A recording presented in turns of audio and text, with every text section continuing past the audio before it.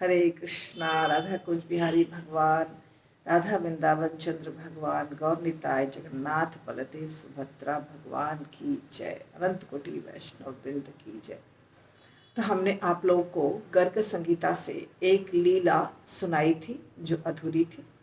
हमने देखा था कि भगवान विष्णु ब्रह्मा जी को, शिव जी को, पृथ्वी माता को लेकर जाते हैं इस ब्रह्मांड के बाहर, और जहाँ वो दर्शन करते हैं गोलोक धाम का। पर कैसा होता है दर्शन, वो हम अभी धीरे धीरे देख रहे थे कि कैसे पहले क्या दिखाई देता है। तो हमने देखा था कि एक ज्योति दिखाई दी थी और उस ज्योति के अंदर उनको धाम दिखाई दिया था, ठीक है। फिर वहाँ एक साकार धाम दिखा। साकार धाम यानी आकार था उसका, वो एक धाम था जिसका एक आकार था।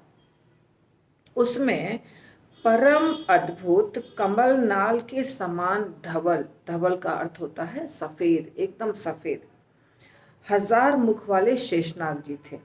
जहां वो गए वहां पे पहले उन्होंने क्या देखा, एक शेषनाग जी हैं जो सफेद हैं बिल्कुल, और सारे सारे देवताओं ने शेषनाग जी का दर्शन किया और उनको प्रणाम किया।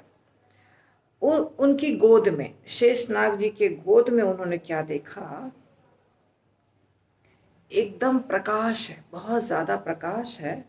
और शेषनाग की गोद में गोलोक धाम है। ये बहुत आश्चर्य लगता है पर ऐसा ही लिखा हुआ है।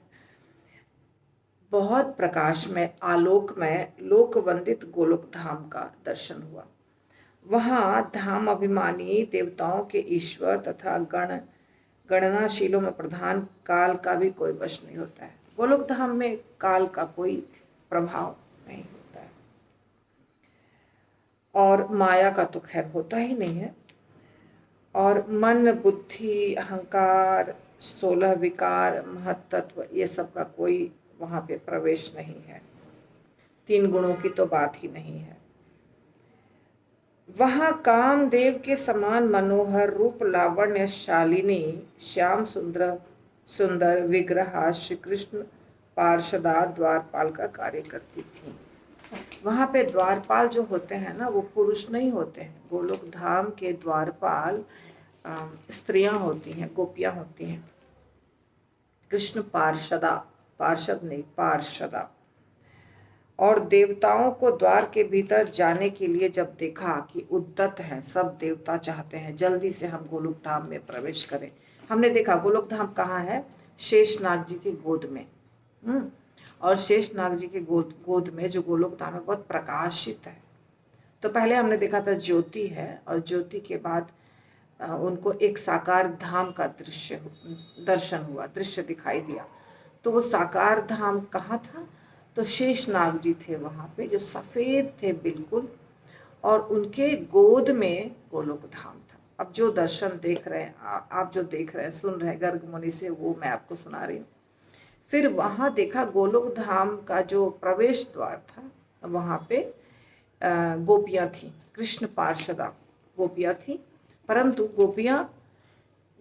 गोपियों ने देखा कि ये सारे देवतागण बहुत जाने के लिए बेचैन हो रहे हैं अंदर प्रवेश करने के लिए, तो उन्होंने मना कर दिया। प्रवेश इतना आराम से कोई गोलोक धाम में प्रवेश नहीं पा सकता है। तब देवतागण बोले कि हम हैं ब्रह्मा, विष्णु और शिव, और ये है इंद्र, और हम सब भगवान कृष्ण के दर्शन के लिए आए हैं। उन्होंने अपना परिचय दिया, हम ब्रह्मा है, विष्णु है, शिव है, इंद्र है, हम सब जानना चाहते हैं अंदर। भगवान के नाम स्पष्ट लिखा है, भगवान कृष्ण के दर्शन हेतु हम अंदर जाना चाहते हैं। फिर नारद जी कहते हैं, देवताओं की बातें वो सखियां सुनती हैं और अंतःपुर जाती हैं, अंदर जाती हैं, गोलोक धाम के अंदर जाती हैं, भगवान को बताती हैं ऐसे ऐसे सब देवता दरवाजे पे खड़े हैं, वो अंदर आना चाहते हैं। तब एक सखी जिसका नाम है शतचंद्रानना, चंद्रानना नामक एक सखी थी, जो पीले वस्त्र पहनी हुई थी, हाथ में छड़ी थी, उसके हाथ में बेंत की छड़ी थी। वो बाहर आती हैं और बोलती हैं कि आप यहाँ पधारे हैं, तो आप सब किस लिए पधारे हैं, क्या आपका प्रयोजन है। तो वो बताते हैं ना कि हम ब्रह्मा विष्णु शिव इंद्र इत्यादि हैं। तो कहती हैं सखी वो शत चंद्रानना, कहती हैं कौन से ब्रह्मांड से आए हैं आप लोग। आश्चर्य हो रहा है सुनकर के ना। अब आप समझने की कोशिश करिए कि सखी जो है वो पूछ रही हैं आप किस ब्रह्मांड से आए हैं, क्योंकि हर ब्रह्मांड में शिव जी हैं, हर ब्रह्मांड में ब्रह्मा जी हैं, हर ब्रह्मांड में विष्णु भगवान हैं, हर ब्रह्मांड में इंद्र हैं। तो आप किस ब्रह्मांड से आए हैं। जैसा कि हमने आपको बहुत बार बताया है कि ब्रह्मांड एक नहीं है, ब्रह्मांड अनंत कोटि है, करोड़ों करोड़ों करोड़ों ब्रह्मांड, गिनती नहीं है, हम लोग तो गिन नहीं सकते हैं। भगवान भी कहीं पर भी उसकी संख्या नहीं बताए हैं कि इतने ब्रह्मांड है, अनंत कोटि ब्रह्मांड है। तो किस ब्रह्मांड से आप आए हैं। देवताओं ने कहा ये तो बड़े आश्चर्य की बात है, क्या दूसरे भी बहुत सारे ब्रह्मांड हैं। हमें तो पता नहीं, हम तो सिर्फ एक ही ब्रह्मांड को जानते हैं।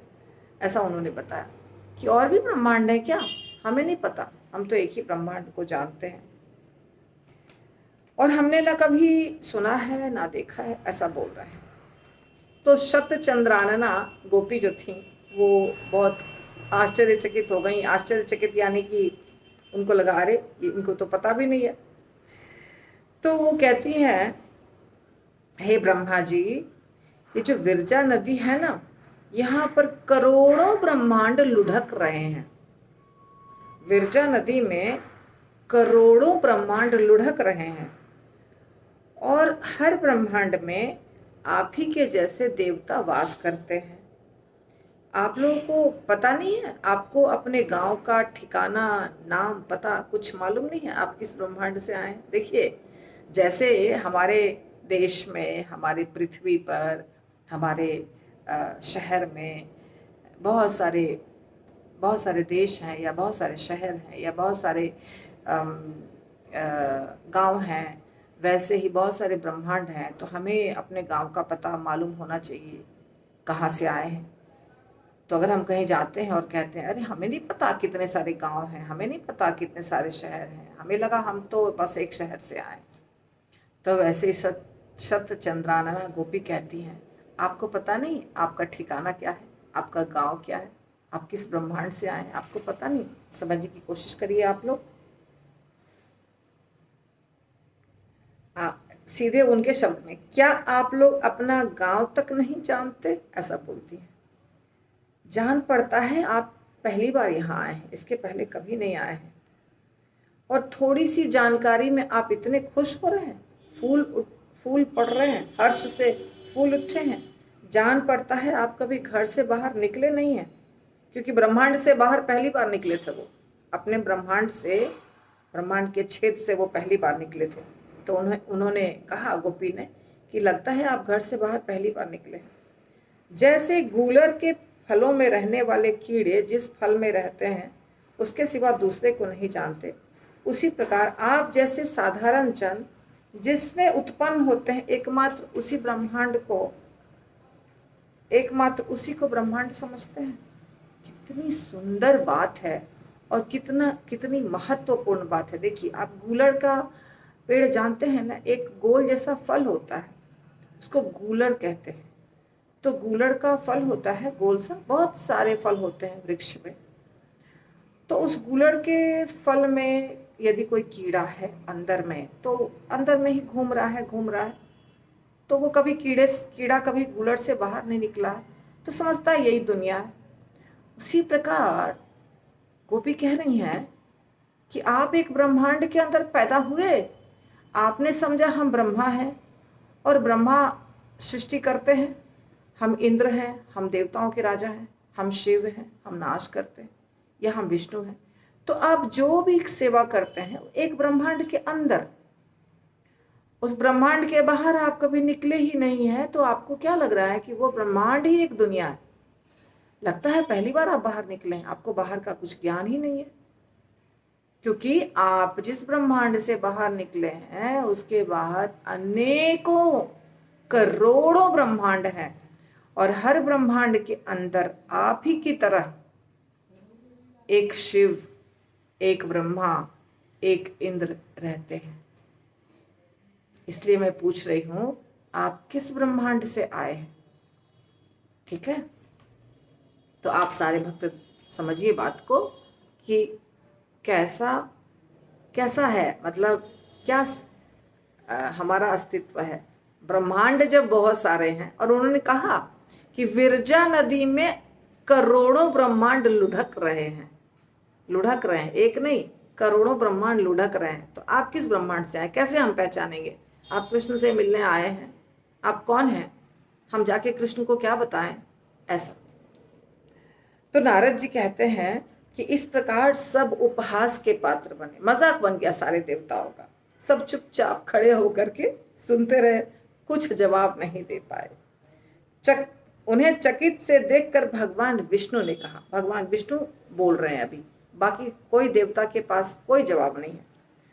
तो भगवान विष्णु तो सबसे ज्यादा, इन सबसे ज्यादा होशियार भगवान विष्णु है, क्योंकि भगवान विष्णु तो आपको पता है भगवान कृष्ण के ही अवतार हैं, अंश हैं, सब हैं उनके ही अवतार, पर भगवान विष्णु विशेष प्रकार के अवतार हैं, ज्यादा पूर्ण कह सकते हैं। तो वो कहते हैं जिस ब्रह्मांड में भगवान कृष्ण गर्भ का सनातन अवतार हुआ है तथा त्रिविक्रम के नख से जिस ब्रह्मांड में विवर बन गया, हम वहीं निवास करते। देखिए, मैं आपको अपने मन से कुछ नहीं बता रही हूँ, ये है ग्रंथ। अभी आपको ये उल्टा दिख रहा है, इसका नाम है श्री गर्ग संगीता, क्योंकि कैमरा उल्टा है। ये ग्रंथ आपको कहीं भी बाजार में मिल जाएगा, ये एक प्रामाणिक ग्रंथ है, उसमें ये लिखा हुआ है। ठीक है, नहीं तो कई बार भक्तों को लगता है कि इस्कॉन के लोग बोलते हैं कि अरे कृष्ण श्रेष्ठ है, शिव कम है, विष्णु कम है। इस्कॉन कुछ नहीं बोल रहा है, ये गर्ग संगीता बोल रहा है। ठीक है, जो भी मैं बोल रही हूँ गर्ग संगीता के वचन है। तो विष्णु भगवान कहते हैं हम उस ब्रह्मांड से आए हैं जिस ब्रह्मांड में वामन अवतार हुआ था। ठीक है, यहाँ पे नाम है कृष्ण गर्भ। तो जिस ब्रह्मांड में कृष्ण गर्भ का सनातन अवतार हुआ था, और त्रिविक्रम यानी कि वामन अवतार अपने चरण कमल से ब्रह्मांड को छेद कर दिए थे, ब्रह्मांड में छेद कर दिए थे, तो वहां एक छेद बन गया था, तो उस ब्रह्मांड से हम आए। अब आप इस बात से क्या समझते हैं कि ये जो लीला हुई है वामन अवतार की, और जो ब्रह्मांड में छेद हो गया है, ये कॉमन लीला नहीं है। ऐसा नहीं है कि वामन अवतार जिस ब्रह्मांड में रहते हैं उस ब्रह्मांड में बलि महाराज भी रहते हैं, उस ब्रह्मांड में बार बार ये 3 पग भूमि मांगने की लीला होती और छेद हो जाता है। ऐसा होता तो अपने ब्रह्मांड की विशेषता के रूप में ये लीला नहीं बताते भगवान विष्णु, पर भगवान विष्णु कह रहे हैं, इसका अर्थ ये है कि बाकी किसी ब्रह्मांड में ये लीला नहीं हुई है, ये हमारे ही ब्रह्मांड में लीला हुई है, हमारा ही ये ब्रह्मांड है जिसमें वामन देवता ने छेद कर दिया है। तो ये बात जब बताया तो चंद्रानना गोपी को समझ में आया कि किस ब्रह्मांड से ये तीन यानी बाकी सारे देवता भी आए हैं। तो नारद जी कहते हैं कि जब ये बात बताती हैं, ये बात सुनती हैं गोपी इनके मुख से, तो ठीक है, हाँ चलो अब समझ में आया कि आप किस ब्रह्मांड से आए हैं। खुश होती हैं गोपी और अंदर चली जाती हैं, और अंदर जाकर के भगवान को बताती हैं सब कुछ कि ऐसा ऐसा है। तो फिर भगवान बोलते हैं ठीक है, सबको अंदर भेज दो।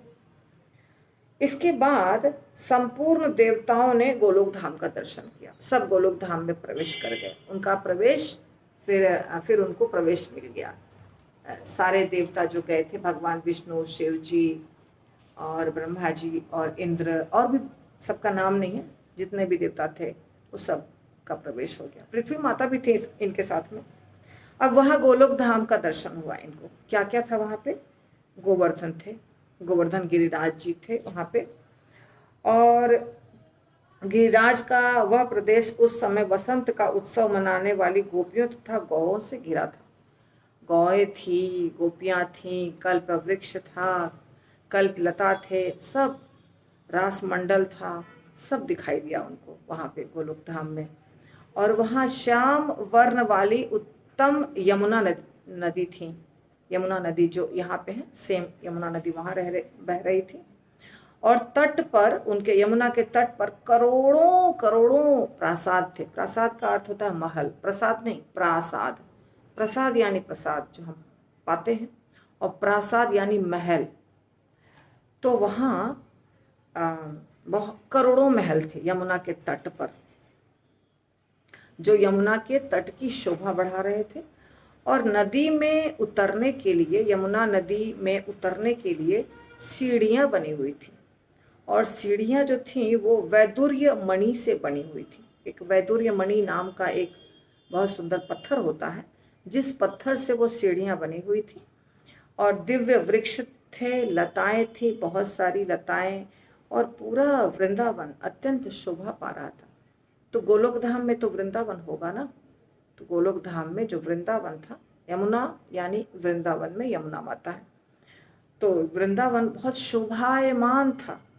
भांति भांति के पक्षी थे, भ्रमर थे, वंशी वट था, वहाँ की सुंदरता सब बढ़ा रहे थे। पक्षी, पशु, भौरे, ये सब गोलोक धाम में।